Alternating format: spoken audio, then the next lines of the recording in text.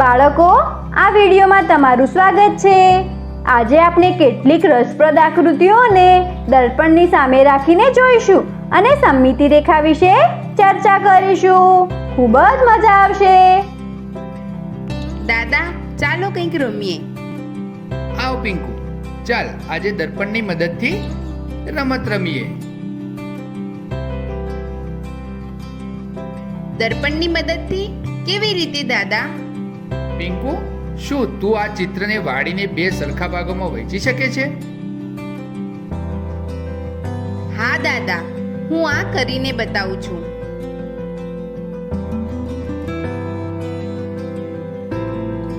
વાહ પિંકુ, તે તો એને સાચી રીતે વાળી દીધું છે. હવે આ કાગળને ખોલ અને કહો કે શું વાળવાના કારણે કોઈ રેખા બનતી દેખાય છે? હા દાદા, અને આ રેખા તો આ અક્ષરને બે અડધા અડધા ભાગમાં વહેંચી રહી છે. આ તને કેવી રીતે ખબર પડી? દાદા, આ તો ખૂબ જ સરળ છે. આ રેખાની મદદથી આપણે આ ચિત્રને વાળ્યું હતું અને આ બરાબર અડધું અડધું દેખાતું હતું. ડાબી બાજુના અડધા ભાગે જમણી બાજુના અડધા ભાગને પૂરી રીતે ઢાંકી દીધો છે. શાબાશ પિંકુ, હવે આ દર્પણને આ સમમિતિ રેખા પર મૂક અને જો શું થાય છે. અરે વાહ દાદાજી, આ ચિત્ર તો પૂરું થઈ ગયું. હવે મને એમાં આખો અક્ષર એ દેખાઈ રહ્યો છે. દાદાજી, આ ખૂબ જ રસપ્રદ છે. હવે હું આ અક્ષરને પણ આ રીતે વાળીને દર્પણમાં જોઉં છું.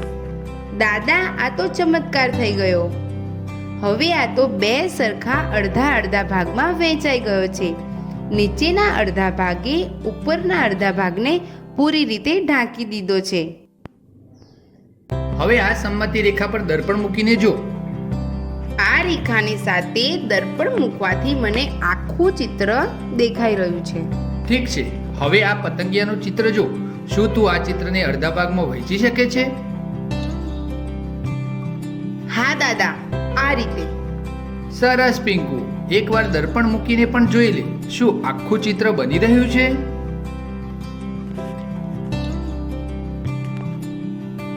હા દાદાજી, દર્પણ મૂકતાની સાથે જ મને આખું ચિત્ર દેખાઈ ગયું. પિંકુ, હવે તું આ અક્ષરોની સાથે પણ આ દર્પણની રમત રમીને જો. ઠીક છે દાદા.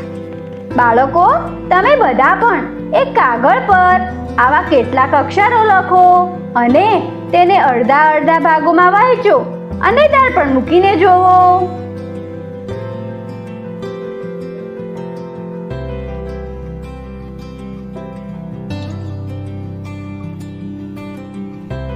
પ્રિય બાળકો, દર્પણની રમતમાં તમને મજા તો ખૂબ જ આવી હશે અને ઘણું બધું શીખવા પણ મળ્યું હશે.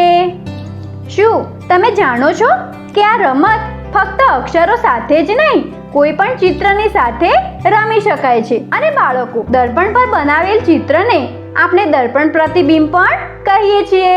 અને એ રેખા જે કોઈ ચિત્રને બે સરખા ભાગોમાં વહેંચે છે તેને સમમિતિ રેખા કહેવામાં આવે છે.